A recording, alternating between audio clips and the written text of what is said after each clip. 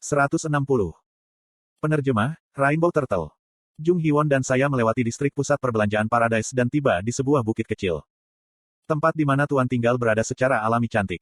Itu sama dengan kastil di Peaceland. Namun, penguasa surga bukanlah eksistensi normal.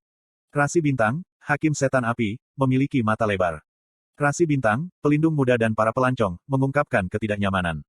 Ketika saya bergerak lebih dekat ke bukit, rasi bintang Eden bereaksi keras. Pelindung muda dan para pelancong. Mungkin malaikat agung baru memperhatikan saya. Berdasarkan tekanan samar yang dirasakan dari pesan tidak langsung, tampaknya itu adalah rasi bintang yang setidaknya pada tingkat Uril. Itu berarti 3 malaikat di Eden mengikuti saya. Rasi bintang, Prisoner of the Golden Headband, menantikan kemacetanmu. Rasi bintang, Abyssal Black Flame Dragon, bertanya-tanya tentang stigma Anda. The Great Sage Equal of Heaven dan naga hitam itu sama. Ketiga anggota reguler saluran saya berkumpul bersama. Saya merasa senang karena Sage Agung Equal of Heaven membantu dengan pembentukan nebula saya terakhir kali. Rasi bintang, Prisoner of the Golden Headband, telah mendengus dan mengeluarkan ingus. Sulit untuk percaya dari pesan tidak langsung bahwa ini adalah sage besar, persamaan surga.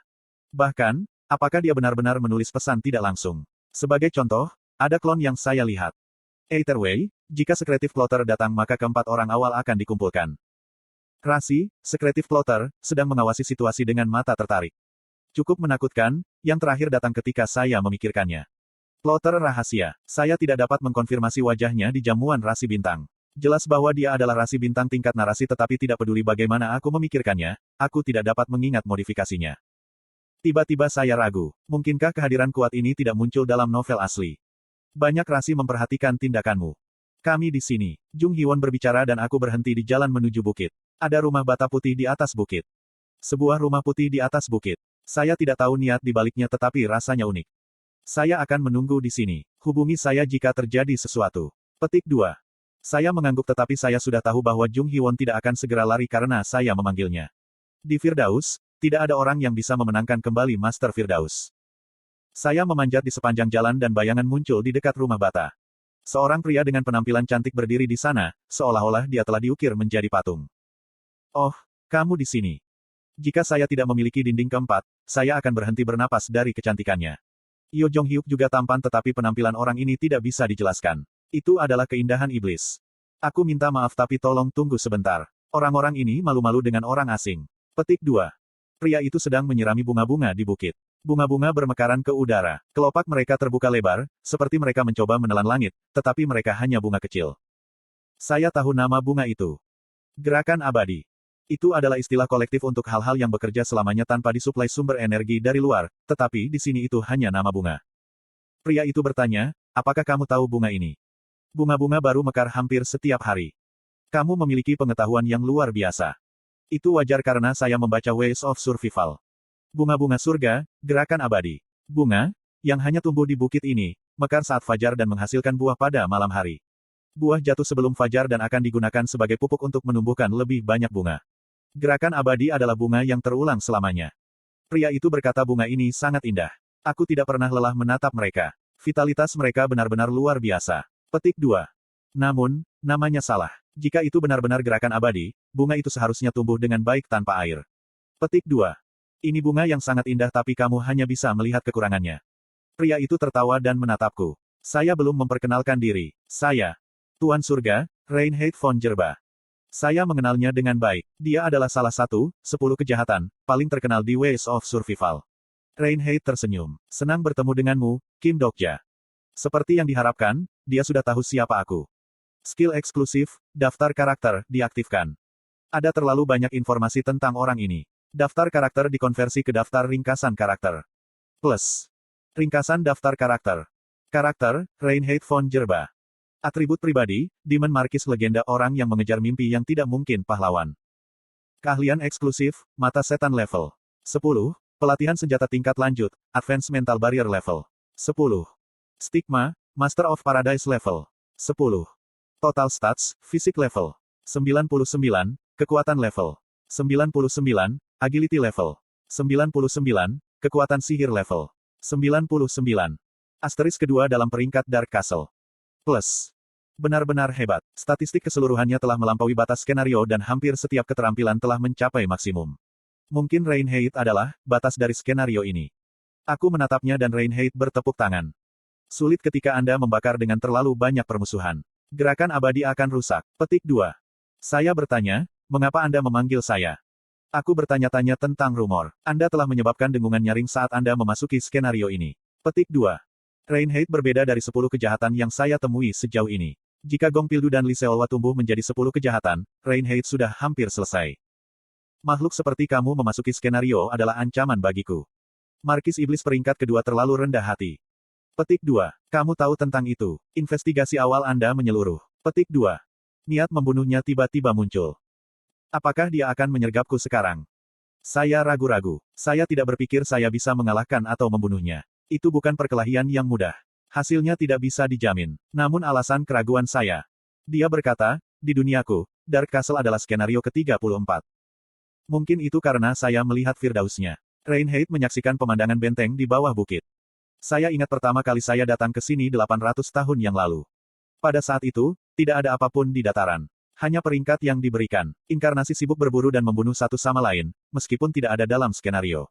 Petik 2. Saya membayangkan mereka pertama kali jatuh di dataran. Semua makhluk di Dark Castle berevolusi menjadi setan dari waktu ke waktu. Yang pertama memasuki Dark Castle bukanlah setan sejak awal. Mereka naik ke spesies yang lebih tinggi untuk menjadi lebih kuat. Dalam situasi tanpa batas waktu atau kondisi kegagalan, mereka hanya fokus untuk mendapatkan peringkat yang lebih tinggi. Perang tanpa akhir dan pembantaian. Itu adalah satu-satunya hal yang dapat dilakukan oleh inkarnasi ketika kisah itu hilang. Petik 2. Hilangnya skenario itu bukan hal yang bahagia. Entah itu rasi bintang atau inkarnasi, setiap makhluk akhirnya membutuhkan cerita. Namun, Reinhardt tidak setuju dengan ini. Dia bosan menjadi mainan dalam skenario seseorang dan tidak lagi ingin menjadi budak skenario. Jadi, aku menciptakan surga. Aku tahu Reinhardt tulus. Para Dokkaebis menyebutnya, makam, tetapi bukan aku. Saya menjadi iblis yang ternoda darah setelah bertahun-tahun tetapi saya percaya kehidupan nyata hanya bisa mekar setelah skenarionya menghilang. Petik 2. Kata-kata itu penuh dengan emosi yang mendalam. Saya mungkin tertangkap jika saya belum membaca novel aslinya. Evil kejahatan paling murni. Itulah yang disebut Yo Jong Hyuk Reinhardt. Rasi bintang Kim Dokja, Anda ingin pergi ke skenario berikutnya. Petik 2. Tepat sekali. Berhenti. Hal seperti itu tidak ada. Seperti yang diduga, inilah yang dia inginkan. Aku sudah hidup selama 800 tahun dan ini bukan pertama kalinya aku melihat seseorang sepertimu.